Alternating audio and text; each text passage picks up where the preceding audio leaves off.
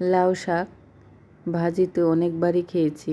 আজকে নারিকেল আর সরিষা বাটা দিয়ে লাউ শাকের ঝোল রান্না করলাম। শাকের কালারটা যেমন হয়েছে, খেতেও কিন্তু অনেক মজা হয়েছে। আসসালামু আলাইকুম, সবাই কেমন আছেন? আশা করি নিশ্চয়ই ভালো আছেন। আমি আলহামদুলিল্লাহ ভালো আছি। আজকে লাউ শাকের ঝোল রান্না করব সরিষা আর নারকেল বাটা দিয়ে। লাউ শাকের ডোগাগুলি বেশি নেওয়া হয়েছে আর নরম পাতা। তো কড়াইতে গরম পানি দিয়ে শাকগুলো একটু বলক দিয়ে নেব, একটু ভাপিয়ে নেব, বেশি ভাপাবো না, তা না হলে কিন্তু শাকের কালারটা নষ্ট হয়ে যাবে। এই যে একটা বলক আসার পরে আমি শাকের থেকে পানিটা ঝরিয়ে নিয়েছি, একটা সাজিতে ঢেলে দিয়েছি। পানিগুলো ঝরে গেছে, ধোয়ার দরকার নেই। অন্য চুলায় কড়াই বসাই দিয়েছি, দিয়ে দিলাম তেল, একটু কালো জিরা, কাঁচামরিচ, পেঁয়াজ, দিয়ে দিলাম একটু পানি।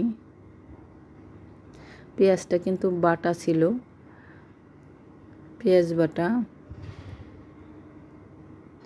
আদা রসুন বাটা, একটু নাড়াচাড়া দিয়ে কাঁচা গন্ধটা দূর করে দিয়ে দিলাম হলুদের গুঁড়ো, মরিচের গুঁড়ো,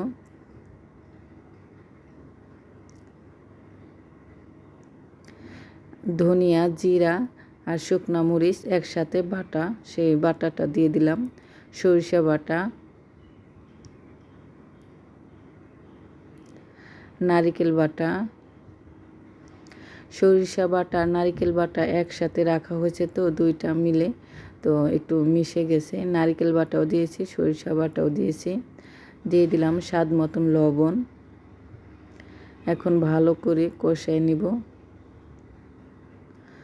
সুন্দর মতন কষিয়ে নিয়ে এখন দিয়ে দিলাম শাকগুলো এখন আমি ভালো করে কষায় নিব। কষানোর সময় যে কী যে একটা ঘ্রাণ লাগছে তা বলার মতো না। সরিষা আর নারিকেলের মাশাআল্লাহ খুব সুন্দর একটা ঘ্রাণ লাগতেছিল।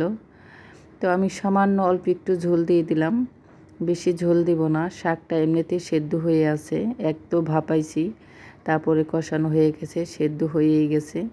তো আমি হালকা একটু ঝোল রাখবো দেখে অল্প একটু পানি দিয়েছি। তো আমার বলক এসে গেছে, এই যে তরকারিটা কিন্তু হয়ে গেছে। এই পর্যন্তই আমি একটু ঝোল রেখে দিব। লাউ শাকের ঝোল দেখেন কত সুন্দর হয়েছে, খেতেও মাশাআল্লাহ আলহামদুলিল্লাহ অনেক মজা হয়েছে। নারিকেল আর সরিষার তেলের খুব সুন্দর একটা ঘ্রাণ।